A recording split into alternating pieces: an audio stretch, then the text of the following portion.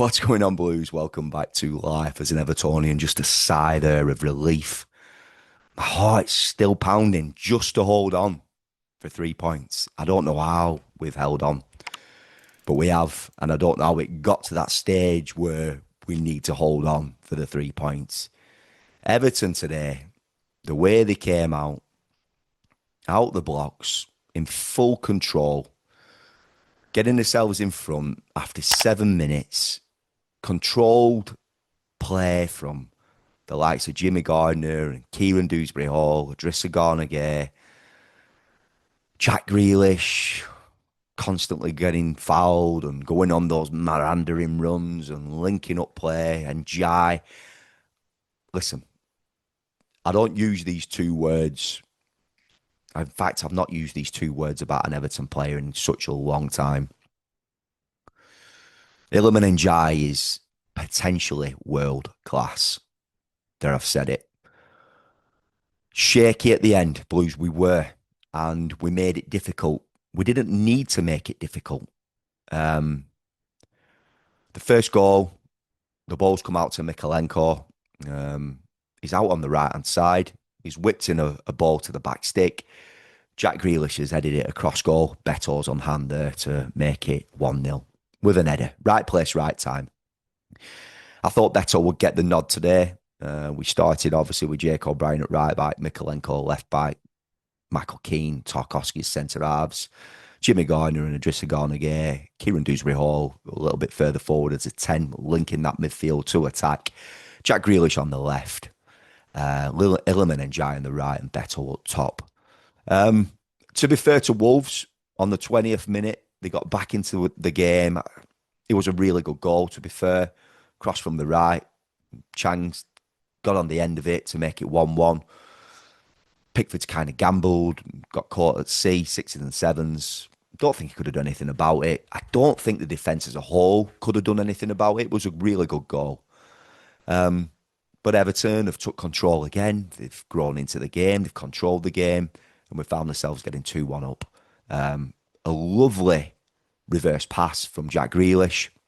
Kieran Dewsbury-Hall has cut it across, and Iliman and Jai is there to make it 2-1. In full control. Going in at half-time, I were buzzing. We come out to the second half, we're pecking away at Wolves, we're pressing, we're winning the ball back, we've had a goal disallowed. I think in that play, Beto chose the wrong pass. Anyway, we've had a goal disallowed and the massive chance to go 3-1 up as soon as the second whistle was blown in the second half. But we've managed to get a third, I think on the 55th minute, an absolute beautiful digging pass from Jack Grealish. And Kieran Dewsbury-Hall smashed it in the near side post, off the bar and in. Emphatic finish. Looked amazing. And listen, my living room erupted and I felt the excitement with the away support today. Those Evertonians must have had a fantastic day out. Honest to God, it must have been amazing. I wish I was on that away trip today. I really, really do. I think Everton probably should have made changes on the hour. I just think Wolves made changes that it really changed it for them and it freshened things up. And I think Everton's changes were a little bit late. I think we made them on the 75th minute. I think Barry came on for Beto and Idrissa Gana came off for Timmy Raburam. I don't know. I think I'd have just made changes on the hour. Maybe I'd have brought Kieran Dewsbury-Hall off and put Alcaraz on personally. Probably could have brought off Jack Grealish and put Diblin on, switched Njai over to the left. I don't know. But listen, we managed to hold off. With in regards to the second goal, I do feel that Mikalenko and Keane were at fault. I think the communication was off and they were too slow in reacting. And Wolves have made it really, really nervous for us. But we held on and we got over the line. I think they've had a really good chance of Wolves to score towards the end with 6 minutes added time. I think we're like 2 minutes to go. I'm not sure what player it was. He's had a strike at goal with his left peg and it's just gone past the post. And my heart was in my mouth. Heart were pounding. Come on, Blue Boys, let's get through this and let's get 3 points. Back-to-back wins in the Premier League. Our first out away win this season.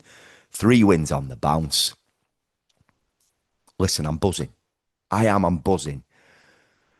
We do need, honestly, I know Michael Keane comes in and has done a job. Mikalenko, I think he's already looks like he's improved as a left back with the connections that he's building up already with Jack Grealish. It's amazing how like just a few extra quality players can improve others. And I think we're seeing the quality now in Jimmy Gardner.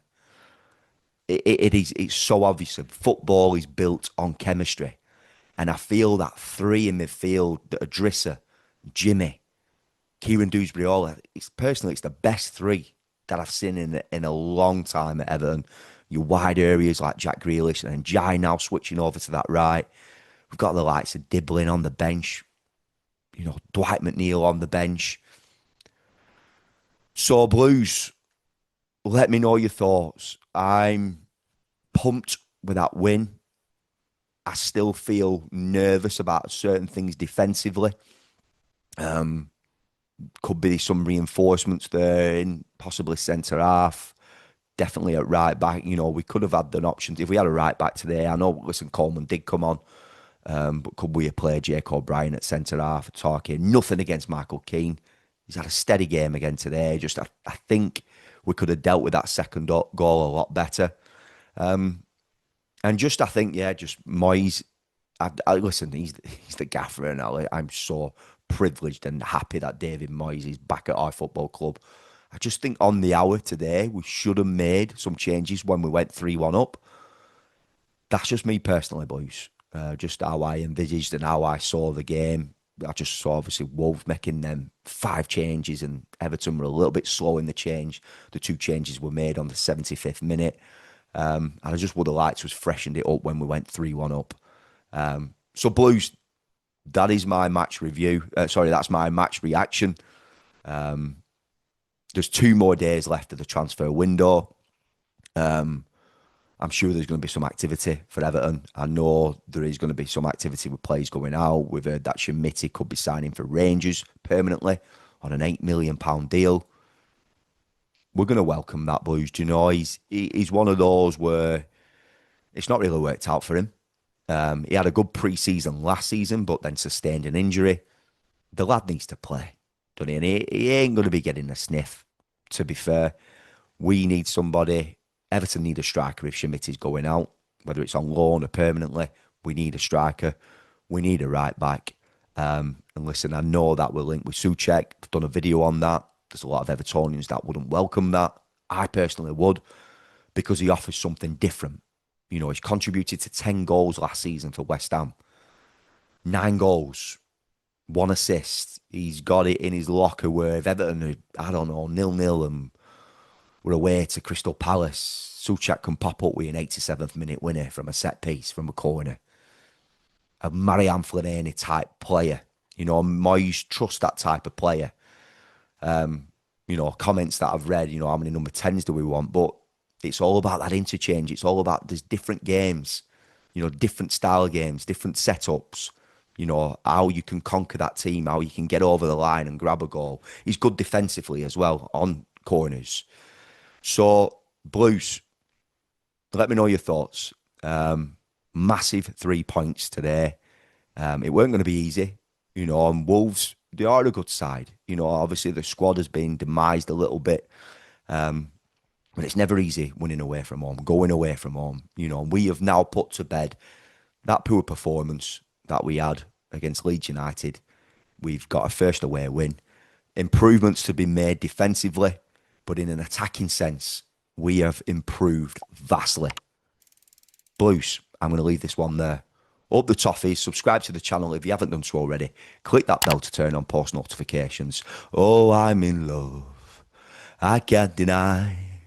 Our number 10, his name is Iliman Njai. I'm going to leave it there. See you in the next one.